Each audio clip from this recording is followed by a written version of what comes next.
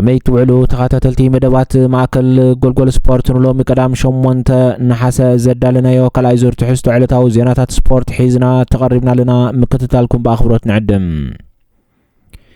انجليزاويت كلب تشيلسي لوم قدام اب اندونيسيا جاكرتا بزكايرو تمحزنتاو صوتا ني ايطالياويت كلب اس ميلان 3 ببادو رتعا وانچا سوبر كاب زور اندونيسيا الاعلام ادي اب ستاديوم جيلارو بونغ كارنو اب قدمي لعل 4 شح دقب تستخايد صوتا غانتا تشابي الونسو عبلا لبقعت بمرأي نتا نايربون اموريم غانتا زغنت اس ميلان بول بملو تخاصاصيرا توصيا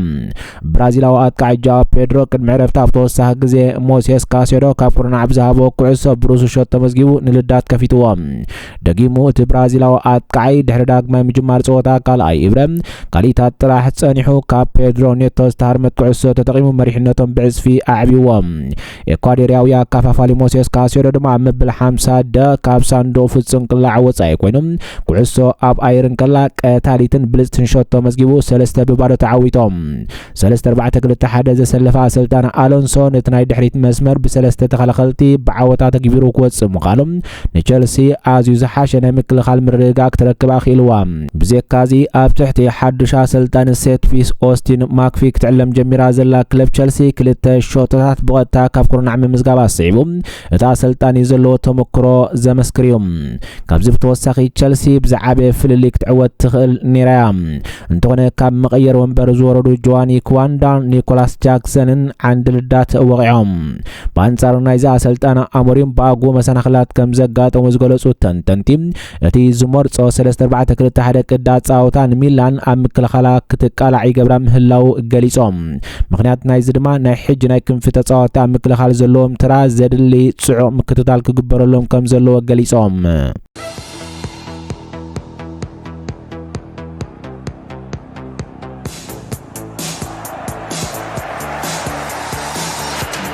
انجليزاويت كلب ارسنال نا كفافالي برونو غمارش كاب نيوكاسل يونايتد كم زفرمتو بوغعي افليتام زود 28 عمت برازيلاو اهغراو تصاوتا انتوسخ حد عمت نايتا كلب اماراص زلوم بنا 4 عمت وعل مستا ناي لندن كلب فرمي ركبم چامبيون بريمير ليج ارسنال نزا سلچاوي كوين زنبر مسغار كتفصم استات 75 مليون باوند ويدما 101 مليون دولار كم زخفلت يزنغارم دحري فيرمو قطر 39 ماليا مليسو اماكل ميدا ارسنال زصات غمارش ابتي نيدكلان رايسن مارتين اوديغاردن مارتين زوبمندن ميكيل مارينون حيزو صنح موتور ماكل ميدا كصمبريوم برونو غمارش اف قدامت قالاتون حدش بدودلو مخان بمغلاص وانچان معواتن تاريخ نمسرحن ناب ارسنال كم استصمبر غليصوم برونو غمارش متالالختو نبرن حجي حدش ودغانتو زخنه ديكلان رايس نعبجخا دحر دغيم باسي ايكلنيوم حجي اعرف كوين ناينا بمبال نايم قاعد حن مسخا ملختي كم سددلو فليتوم بزيكازي اب هيوتي حدش بدو كغطم كم زدلني تردي زبله برونو غمارش تصاوته ارسنال مخندما اب هيوتي مساطي بدو خوني زبل غمتالني وانچا كعوت دلي تاريخ سرح ادليم كغبر دما اب تخكل بوتا زلخو يمسلني لوم ندغفتي ارسنال دما انا تواغانات كاي بمبال ندغفت زكالني كوم قالاتوم كم تزبلكو انا تواغانات كاي تسفاي قرصني تسفان غبر بحبار بزحن صبغون تذكرات كنحلف كبل اغليصوم زي برازيلاو اكافافالي بوازاني اس بي ان ابزها بمغلصيم اغراوي ودغانتو غابرييل ماغالاس كصمبر بزي عرفتي كشغرو كم صنحن عبي غابي ازيو تحغسيو ابنس وقف معلت ملختي يسدلني نيرو كنصبك كاينا معاسيخا كتمص يبلن نيريلوام بانصار نايزي ولاو كامستا چامبيون بريمير ليج زخونت كانتام صمبارون تتحغوسه برونو غمارش كابتاي ناي سايد موصغن نممانو زصغم قانزا كم زلو تامينوم اذا حدا كابتاب هيوتي زخبده وسانتاتيو انا ابز مصاخلو اوان تا كلب ابداي كنوتات يازلام بحبار بزحلفنا يغن حبون يلوم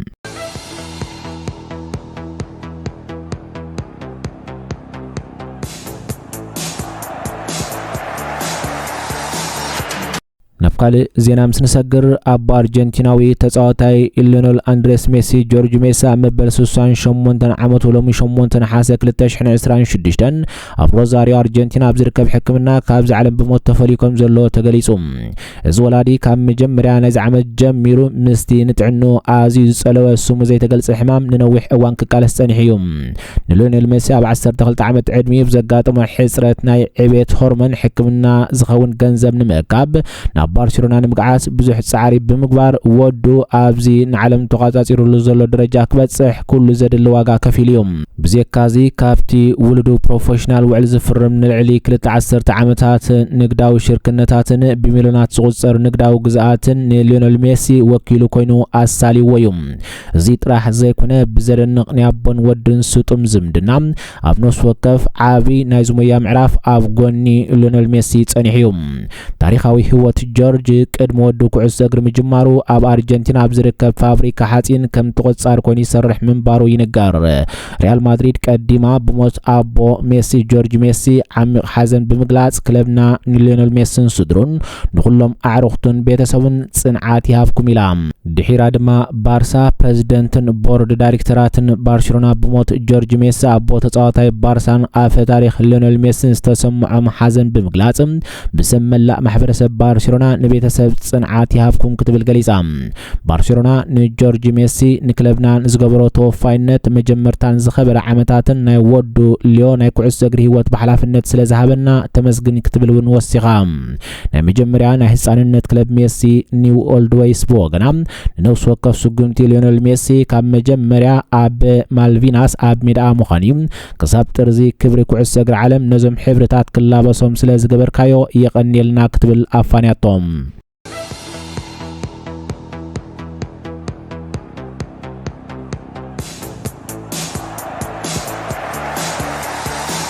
እንግሊዛዊት ክለብ ማንቸስተር ሲቲን ወደ 18 ዓመት ተጻዋታይ ሊለ ኣዩብ ባዕድን ምስጋር ኣብ ኣፍደገ ምህላዋ ዝርርብ ድማ ናብ ናይ መወዳእታ መድረኻት በፂሑ ክብል ክኢላ ምስጋር ተጻዋቲ ፋብሪዚዮ ሮማኖ ገሊጹ። ማንቸስተር ሲቲ ኣቀዲማ ምስ ደንበ ባዕዲ ቡልቃዊ ውዕላት ኣብ ስምምዕ ብምብጻሕ እቲ ተጻዋታይ ክሳብ ሰነ 2032 ዝጸንሕ ናይ ነዊሕ ግዜ ውዕል ተሰማምዒ ምህላው ይፍለጥ። እዚ ከምዚ ኢሉ እንከሎ ፈረንሳዊት ክለብ ሊለ መጀመርያ 100 ሚልዮን ዩሮ ዝበጽሕ ልዑል ዋጋ ሒዛ ጽኑዕ መርገጽ እኳ እንተነበራ ኣብ ቀረባ እዋን ዝረአ ዘሎ ምዕባለታት ከም ዘመልክቶ ግን እቲ ናይ መወዳእታ ዝርርብ 90 ሚልዮን ዩሮ ውሕስ ክፍሊት ምስ ተወሰኸ ነገራት ስምምዕ ክፍጸም ትጽቢት ይግበር። እቲ ዓቢ ነጥቢ ንዝመጽእ ዓመት ስፖርት ባዕዲ ዝጻወቶ ተራዩ ሊለ ነዚ ብብሬክ ኣውት ኣብ ዋንጫ ዓለም ደሚቑ ዝተራእየ ተጻዋታይ ንሓደ ዓመት ስፖርት ብልቓሕ ክጸንሕ ክትመርጽ እንከላ ማንቸስተር ሲቲ ግን ጽኑዕ ምርጫ ብቕልጡፍ ናብ ቀዳመይት ጋንታ ምውህሃድ እዩ። ባዕዲ ኣብ ዙርያ ማእከል ሜዳ ሲቲ ዝረአ ዘሎ ጽዑቕ ግምታት እታ ክለብ ነዚ ምፍራም ትጓየ ዘላ ምስ ሮድሪ ዝካየድ ዘሎ ጉዳይ ሪያል ማድሪድን ባርሴሎናን ዝተኣሳሰር እዩ። ምዕቡል ዝርርብ ኣብ ዝረኣየሉ ዘሎ እዋን ግን ናይ መወዳእታ ናይቲ ትራንዛክሽን ኣብ ዝፍጸመሉ ዘሎ ግዜ ኣብ ዝቕጽሉ መዓልትታት ወግዓዊ ሄርዊጎ ዝብል መግለጺ ክወጽእ ትጽቢት ኣሎ።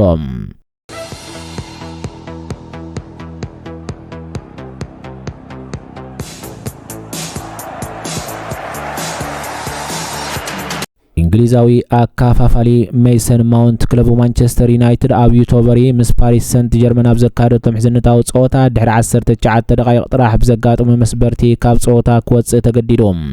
ሜሰን ማውንት ኣብ ምጅማር ቀዳማይ እብረ ብዘጋጠመ ማህረምታ ውሽጢ ሜዳ ምስ ሰራሕተኛታት ሕክምና ማንቸስተር ዩናይትድ ንምልዛብ ግዜ ኣሕሊፉ እዩ። ክቕጽል ስለ ዘይከኣለ ኣብ መበል 19 ብታይለር ፍሌቸር ተጠቂዩ ንተወሳኺ ገምጋም ተኺሉ ናብ መቐየር ክዳን ኣምሪሑ። ካብ ከም በዓል ዘሚረር ዝኣመሰላ ጋዜጣታት ዝወፁ ጸብጻባት ከም ዘመልከትዎ ልክዕ ክብደት ናይቲ ማህረምቲ ንጹር ከም ዘይኮነ ብምግላጽ እዚ ማለት ድማ እቲ ቅያር ምናልባት ንጥንቃቐ ተባሂሉ ዝተወስደ ክኸውን ይኽእል ነይሩ እዩ። እዚ ዕንቅፋት ንኣሰልጣኒ ማይክል ካሪክ ጽፍዒት ክኸውን እንከሎ ማውንት ኣብ ሙሉእ እዚ ናይ ክራማት ምሕዝነታዊ ጸወታት ኣብ ዝዓመቐ ተራ ማእከል ሜዳ ብሉጽ ብቕዓት ከም ዝነበሩ ኣብ ግምት ብምእታው ድማ እዩ። ዩናይትድ ኣብ ቀዳማይ ሰሙን ሓድሽ ዓመት ስፖርት ኣብ ፕሪምየር ሊግ ኣንጻር ሃል ሲቲ ተካይዶ ጸወታ ክልተ ሰሙን ጥራሕ ተሪፉ ኣብ ዘለወሉ እዋን እታ ናይ ሕክምና ጋንታ ነዛ ኣካፋፋሊ ንምግምጋም ምስ ግዜ ውድድር ክገጥማ እዩ እዚ ጥራሕ ዘይኮነ ሎሚ ካልእ ሕማቕ ዕድልታ ክለብ ዘጋደደ ወዲ 40 ዓመት ሓላው ልዳቶም ሂተን ውን ድሒሩ ፀወታ ኣብ ዘካየደሉ ብሰንኪ ማረምቲ ካብ ፀወታ ክእለ ተገዲዱ እዩ መዝነታዊ ፀወታ እንግሊዛዊት ክለብ ማንቸስተር ዩናይትድ ምስ ፈረንሳዊት ክለብ PSG ብናይ ሓባር ውፅኢት 1-1 ተዛዚሞም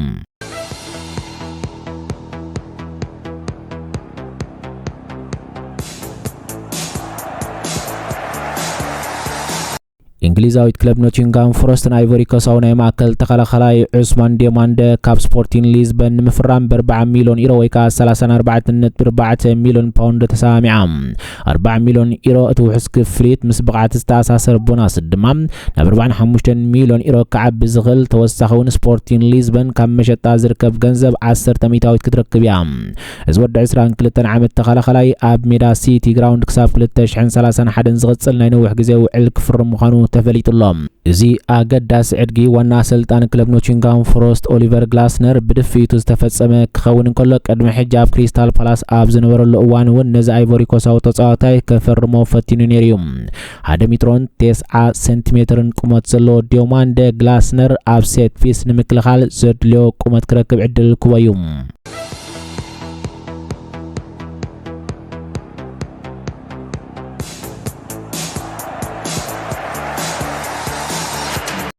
ቱርካዊት ክለብ ጋላታሳራይ ንናይ ክንፋት ቃይ ክለብ አርሰናል ጋብሪኤል ማርቲኔሊ ንምስጋር ብዝምልከት ባጉ ዘተ ከም ዘበገሰት ካብ ፍሉጣት ጋዜጠኛታት ኩዕሶ እግሪ ኒኮላስ ሽራን ጃንሉካ ዲማርዚዮን ዝወፀ ሓድሽ ሓበሬታ ይሕብር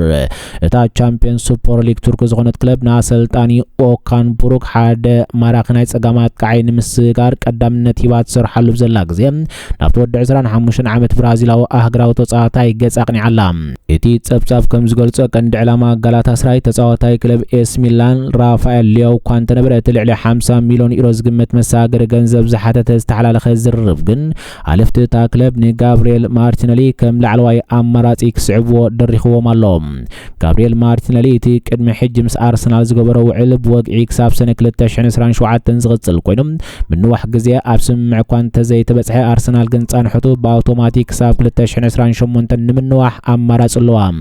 በባእታዊ ጸብጻብ ከም ዘመልክቶ ሞንጎኛታት ጋላታሳራይ ኣስታት 45 ሚሊዮን ዩሮ ንምኽፋል ድልዋት ምዃኖም ይሕብር ይኹን እምበር ኣርሰናል ንዝተጻዋታይ ካብ 65 ክሳብ 80 ሚሊዮን ዩሮ ክፍሊት ተሓተሉ ከም ዘላ ይግለጽ ጎኒ ጎኒ እታ ቱርካዊት ክለብ ሓያሎ ስምን ዘይተጠቕሳ ክለባት ላሊጋን ሰሪያ ኢጣልያን ምስ ወከልቲ እቲ ተጻዋታይ ርክብ ከም ዝገበራ ግን ይግለጽ ብዘካዚ ክለብ ኣርሰናል ንቅድሚት ብንጥፈት ክደፍእ እኳ እንተዘይከኣለት እታ ክለብ ግን ንዕዳጋ ድልውቱ ምዃና ጸብጻባት ይረድኡ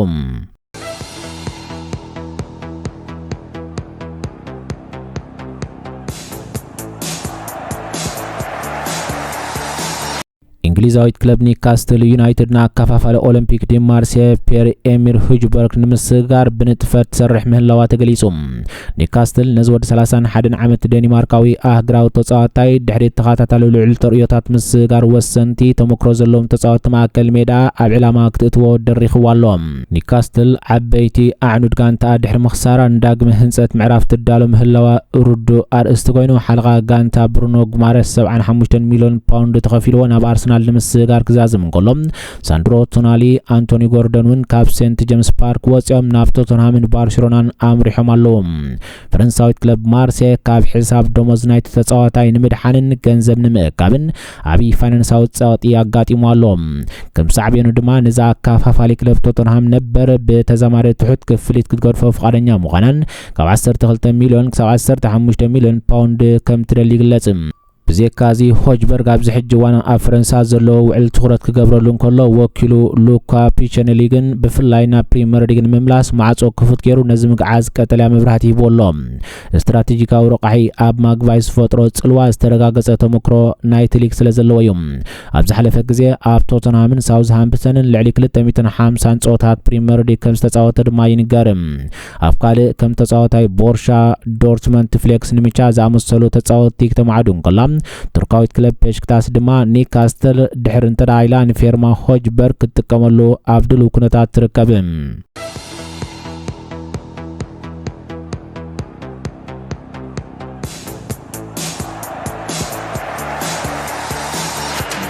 موداتا اوفتا سوبر كمبيوتر ابز حجوان اب عالمنا بلوصات 30 كلبات الى بدرجه كم سرعتن افليطام ارسنال بلست كلب كعس اجر عالم بمخان اب قدميت كسرعن كلا بايرن مونيخ مانشستر سيتي دما دحريا كالاين سالساين درجه تسرعنا لوام اتي استمحاش درجه نايت الجوريزم او وصيت ناي وشتا هاجر ليج حايلي ديفيجنن اهغراو بقعاتن رقحيتات بمغار استوسد ገምጋሚዩም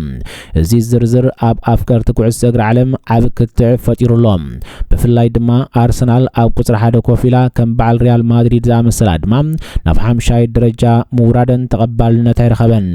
ክለባት ዓዲ እንግሊዝ ብዓብላሊ መልክዑ ዓብሊለን ዘለዋ ኮይነን ካብተን ብደረጃ ዓለም ተሰሪዐን ዘለዋ ጋንታ ድማ እተን 15 በዓለንን ከም በዓል በርማውዝ ኣብ መበል 11 ብሬንትፎርድ ኣብ መበል 14 ኮሞ መበል 22 كوم دما ليدز يونايتد مبل 27 درجه زحزا كلبات ابز زرزر لعل درجه بمحاز نحيلو مرصات عبيت كانتات اوروبا بليصنالوا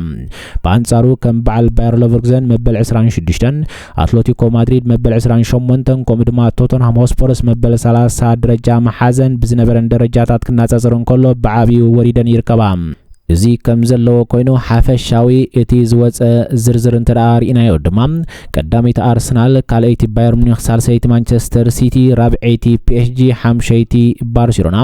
ሻድሸይቲ ማንቸስተር ዩናይትድ ሻውዒይቲ አስቶን ቪላ ሻምነይቲ ሪያል ማድሪድ ታሽዒይቲ ኢንተር ሚላን ዓስረይቲ ሊቨርፑል መበል 11 በርማውዝ መበል 12 ብራይተን መበል 13 ኒውካስትል ዩናይትድ መበል 14 ብሬንትፎርድ መበል 15 ቦርሻ ዶርትመንድ መበል 16 سبورتين ليزبن مبل 17 نوتنغهام فورست مبل 18 بنفيكا مبل 19 تشيلسي مبل 10 كريستال بالاس مبل 21 روما مبل 22 كوموم مبل 23 فولهام مبل 24 كلوب بروج مبل 25 جوفنتوس